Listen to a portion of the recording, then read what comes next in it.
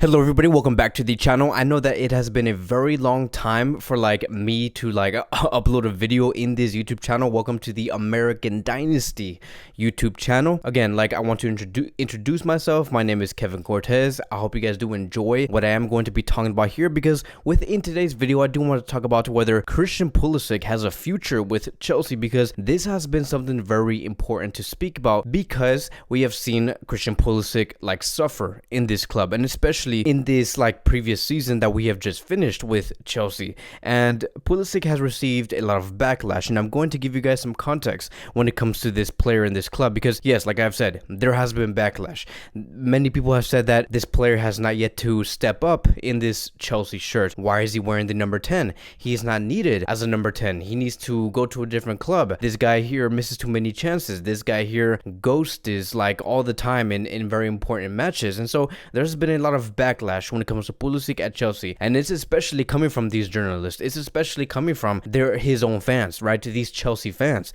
And it has came to a point where in the media he has received death threats. There has been a lot of harsh comments in the comment sections within Instagram and Twitter. And so it's the reason why I'm bringing up this type of thing, right, this type of context, is because I want us to understand why are we talking about this, right? Why is there a chance that we might possibly see Christian Pulisic leave Chelsea and go to a different club? And so it even came to a point where Christian Pulisic even took away the Chelsea name in his bio on Instagram. And so there is again a lot of drama within this club. Christian Pulisic has also not received a lot of minutes. Even the father has tweeted out on Twitter where he did say this, and I quote, "The sad thing is he loves this club, teammates, and London.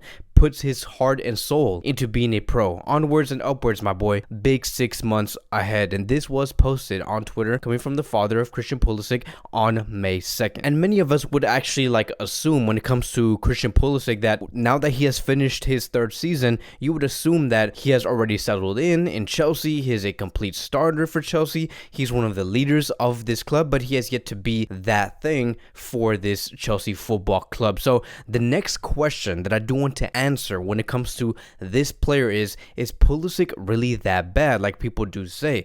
All these harsh comments, all of these death threats, seeing how his minutes have been greatly reduced in the past 5 to 6 months, is he really that bad how these people make it seem like? And so here's the thing, right? I understand that this player has been extremely unreliable because he has missed many games. Every season it does seem like he's getting worse and worse. But here's the one thing that I do want to speak about when it comes to Christian Pulisic that I do not think gets talked about enough, and that is his effectiveness on the pitch, right? His ability to always make his minutes count. If you look at the goals per shot ratio, he is considered to be in 6th place within the Premier League out of all players. If you look at the goals per shot on target, he is considered to be in 8th position, right, in the Premier League. So he is not as bad as people might make it seem like. He is above every other Chelsea forward and above every other Chelsea midfielder in terms of the conversion rate. But why, right? Why does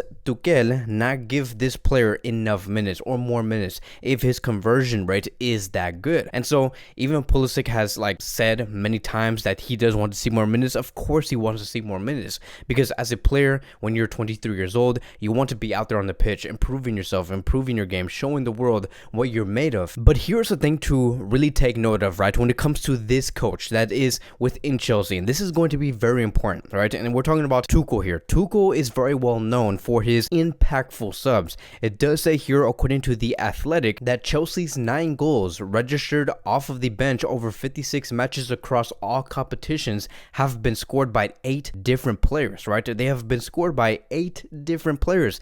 Pulisic, though, is the only one to have contributed more than 1 goal as a substitute in a list that also features Lukaku, Ziyech, TIMO Werner, and Kai Havertz. And so look, 2 things, right? Point number 1, Thomas Tuchel, he likes impact subs. That is what he's really good at. He's really good at that thing, and he has shown that through this previous season that we have just finished. Point number 2, Pulisic is one of the best ones in terms of being that impactful sub, if not the best one in terms of being that impactful sub, for Chelsea. And point number 3, which is going to be something that I've just thought about since we are talking about this. There was a moment in this season where Timo Werner did not play and Pulisic was being that consistent starter, that player that was getting constant minutes over and over again until that time before we faced Real Madrid in those first and second leg. Because after that match, right, after that second leg against Real Madrid where Pulisic did not really do much, the only thing that we saw when it came to Christian Pulisic was him being either subbed in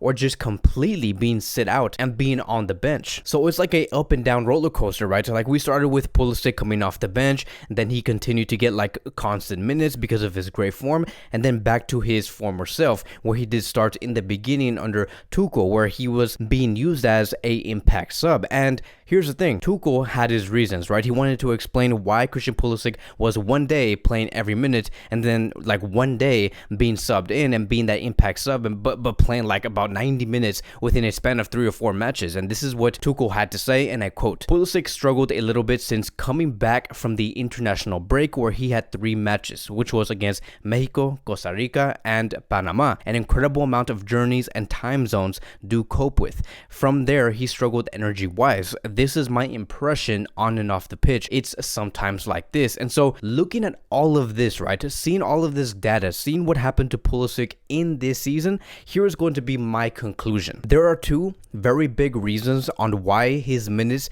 have been reduced and he has not been playing a lot, because this does make Pulisic very unhappy. He wants to see minutes, but it comes down to a mix of 2 things. Point number 1, his injuries, right, which do upset the fans a lot because many do say that this is a player in number 10, right, a player in Chelsea that wears a number 10 shirt that is very unreliable, right? He gets injured like 2 or 3 times every season. And then point number 2, the management of Tuchel. Tuchel likes to do this. He likes to use Pulisic as a impact sub. You combine these 2 things and you get what Pulisic is in today, someone who plays less than 2,000 minutes within 1 season. Now here's the thing, one is fixable and one is not. That fixable thing is the injuries, right? Pulisic can get in top form again. He just needs to visit a different doctor or something to fix him up, and then Pulisic, being consistent, will be in top form and he will be like one of the best players in the world. That is fixable. But the other one is not. When it comes to the management of Tuchel would never change his management, and especially for one player. Because if Pulisic is unhappy, Tuchel's like, okay, yeah, whatever, right? If you're unhappy, go somewhere else. So in the end, Christian Pulisic has one decision to make, right? And that is going to be this. Does he want to continue to play in this role, yes or no, right, at Chelsea? And it's very important to talk about this and make a decision like this in this coming summer, within these coming weeks, after his international run is over, in these next 10 days, because he's gonna have to ask, where can I go to look for more starting time? Where can I go to play a full 90-minute match every 4 to 5 days? And this is very ideal. It's ideal, right? It makes a lot of sense for Pulisic to continue to say that he's looking for a club where they can start him all the time and play the full 90 minutes, because the World Cup is coming in 5 months. No, is Greg Berhalter going to bench Pulisic because he does not get a lot of minutes? No. Right now, Pulisic is considered to be a untouchable in that starting 11 for the United States men's national team.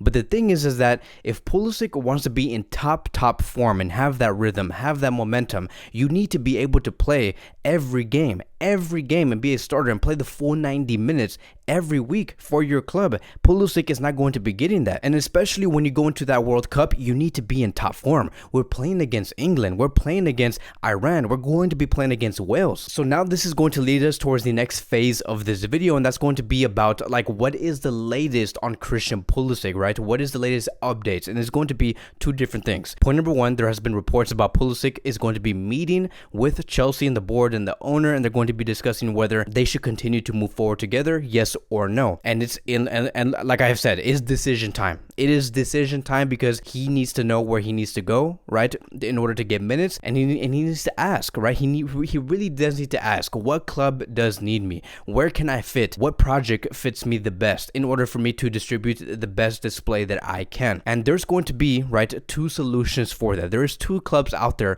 that I do think can greatly fit Christian Pulisic, and that's going to be either Juventus and join McKennie, or club number 2, Liverpool, where he can play under a former manager, which is club and play at Liverpool and play alongside Diaz and Salah. Can you imagine that, right? Because we have already seen reports coming from Christian Falk, who has reported that it is true, Liverpool is interested in Christian Pulisic as a replacement for Sadio Mane, because we know that Sadio Mane is going to be going to Bayern Munich. He wants a different adventure for like some reason. I have no idea why. Liverpool is like one of the best clubs in the world, but so is Bayern Munich. But again, where else would you go and update, like if you were to play at Liverpool? But that's his choice. If Mane does leave and he goes to Bayern Munich, Christian Pulisic may be that next target and signing for Liverpool. And just imagine that, right? I would love to see that. I would really love to see Liverpool have a front three of Diaz on the left, Pulisic as that number 9, and Salah as the right winger. Now, that is basically going to be concluding this video, but it does not end here, because the next video that I am going to be making, it is going to be this: how would Christian Pulisic fit within Juventus and fit at Liverpool if he does decide to leave in this coming summer? It should be very interesting. That is again going to be my next video. If you guys do want to see that next video and be notified immediately when it does drop, just subscribe to the channel. Again, I'm going to be informing you guys on anything that does happen within this national team, and especially with Christian Pulisic. It should be very, very exciting. And that is it, right? I'm going to be wrapping it here. Thank you guys for joining in the American Dynasty YouTube channel, and I'll see you guys in the next video.